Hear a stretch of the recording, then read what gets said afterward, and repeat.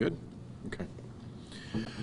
At 01:51 hours this morning, a shot spotter activation was received indicating that 3 gunshots were detected in the 1300 block of Dewey Avenue. Approximately 30 seconds later, another shot spotter activation was received indicating 1 gunshot in the 1000 block of Dewey Avenue. An officer on an unrelated traffic stop confirmed what he believed sounded like gunshots and radioed to other officers that a silver Jeep had passed his traffic stop at a high rate of speed, without its headlights activated. The camera room immediately began checking cameras in the area, again this is our blue light cameras, and observed the suspect vehicle with no headlights activated on Dewey Avenue. A short period of time later, the camera room observed the same vehicle cross the driving park bridge into the east side of the city. A shot spotter activation was then received in the 200 block of Avenue A at 01:55 hours. Officers redirected their efforts to the east side of the city, and at approximately 1:57 hours, they located the Jeep near the intersection of Joseph Avenue and Wilkins Street. Officers attempted to stop the suspect vehicle, and it fled from them.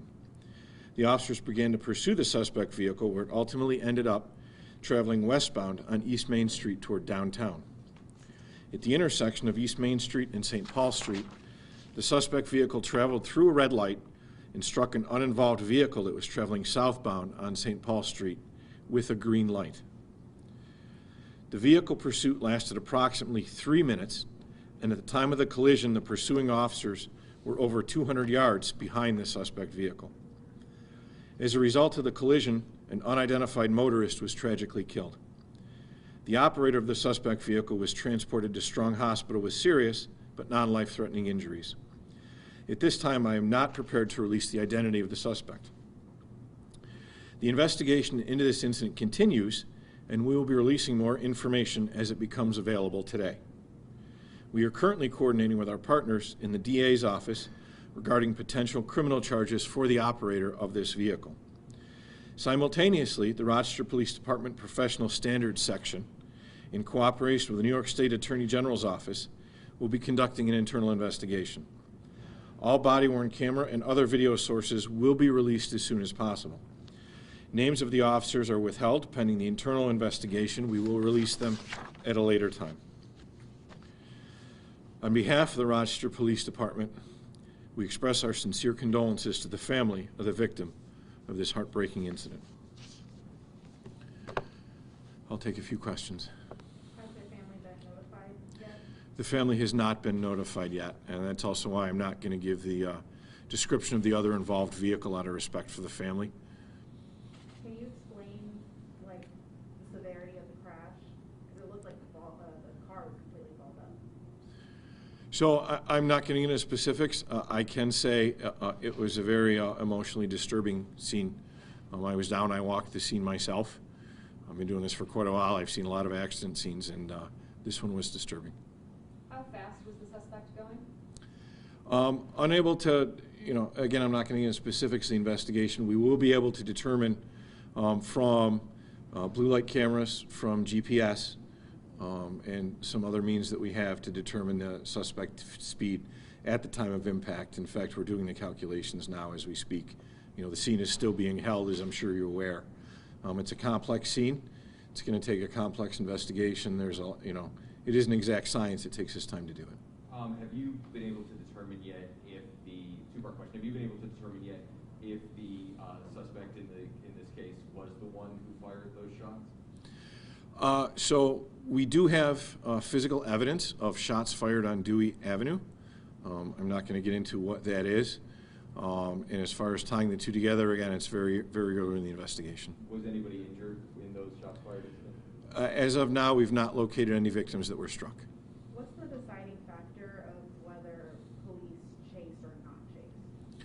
So our pursuit policy is actually available on the open data portal. I wouldn't presume to be able to repeat the entire policy, but factors that we take into consideration is what is the offense that the person in the vehicle is wanted for. And there's a list of offenses that we pursue for and others that we don't pursue for. Also, what has to be taken into account is the speed, traffic density, weather conditions, Whether or not there's a reasonable chance, if we know who the suspect is and can pick that person up at a later time, that's a factor.